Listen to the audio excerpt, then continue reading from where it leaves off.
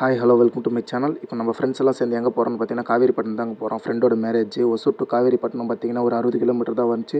So எல்லாம் பைக்லேயே போக ஆரம்பிச்சிட்டோம். நம்ம ஃப்ரெண்ட்ஸ் எல்லாம் பார்த்தீங்கன்னா ஒவ்வொருத்தரும் ரேசராகவே மாறிட்டானுங்க. ஹைவேவை பார்த்தோன்னே சும்மா எல்லாம் சல்லுன்னு போக ஆரம்பிச்சிட்டானுங்க.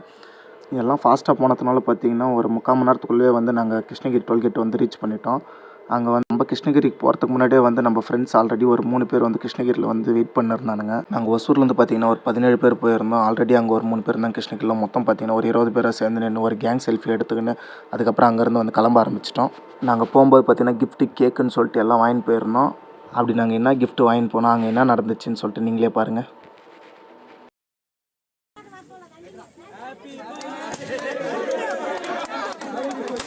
கூட்டத்தில் பார்த்தீங்கன்னா நம்ம ஃப்ரெண்டு திடீர்னு ஹாப்பி பர்த்டேன்னு சொல்லிட்டான். அங்கேருந்து எல்லோரும் பொண்ணுக்கு பாப்பாவுக்கு இன்றைக்கி பர்த்டேவா இன்றைக்கி பர்த்டேவா அப்படின்ற அளவுக்கு கேட்க ஆரம்பிச்சிட்டாங்க.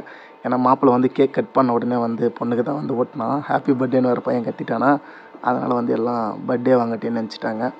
கேக் செலிப்ரேஷன்லாம் முடிஞ்ச பிறகு பார்த்திங்கன்னா கிஃப்ட் கொடுக்க ஆரம்பிச்சிட்டோம். 2 கிஃப்ட்டு எடுத்துன்னு போயிருந்தோம். ஒரு கிஃப்ட்டை நீ அப்புறமா கூட பிரித்து பார்த்துக்கோ, இன்னொரு கிஃப்ட் நீ இப்போயே பிரித்து பார்க்கணும் அப்படின்னு சொல்லிட்டு எல்லோரும் ரொம்பவே கம்பல் பண்ணாங்க. அவன் இல்லைடா மச்சான் அப்புறமா பார்த்துருந்தான்னு சொன்னான். இல்லை நீ இப்போவே ஓப்பன் பண்ணி பார்க்கணும்னு சொல்லிட்டு ஃப்ரெண்ட்ஸ் எல்லாம் கம்பல் பண்ணதுனால சரி ஓகேன்னு சொல்லிட்டு அவன் ஓப்பன் பண்ண ஆரம்பிச்சிட்டான். ஓப்பன் பண்ணும்போது பார்த்திங்கன்னா ஒவ்வொருத்தர் ஒன்று சொல்ல ஆரம்பித்தாங்க. டே அதில் தேள் வச்சுருப்பானுங்க, டே அதில் வேறு எதனா வச்சுருப்பானுங்க அப்படி இப்படின்னு சொல்ல ஆரம்பிச்சிட்டான். பையன் பாக்ஸ் பிரிக்க அவனுக்கும் சஸ்பென்ஸ் ரொம்ப அதிகமாகினே போச்சு. அப்படி என்ன தான் வச்சுருப்பாங்க இதில்னு சொல்லிட்டு அவனால் பார்த்தீங்கன்னா கடைசி வரைக்குமே கெஸ் பண்ண முடியலைங்க அதில் என்ன தான் வச்சுருப்பாங்கன்னு சொல்லிட்டு. அதுக்கப்புறம் லாஸ்ட்டாக ஓப்பன் பண்ணி பார்த்த பிறகு தான் அவனுக்கே தெரிஞ்சிச்சு என்ன இருக்குதுன்னு சொல்லிட்டு.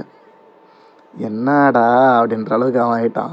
நீங்களும் இந்த மாதிரி டிஃப்ரெண்ட்டாக எதனா கிஃப்ட் கொடுத்துருங்களா, அது என்ன கிஃப்ட்டுன்னு சொல்லிட்டு மறக்காமல் கமெண்ட் பாக்ஸில் கமெண்ட் பண்ணுங்கள் friends. Okay viewers, thanks for வாட்சிங்.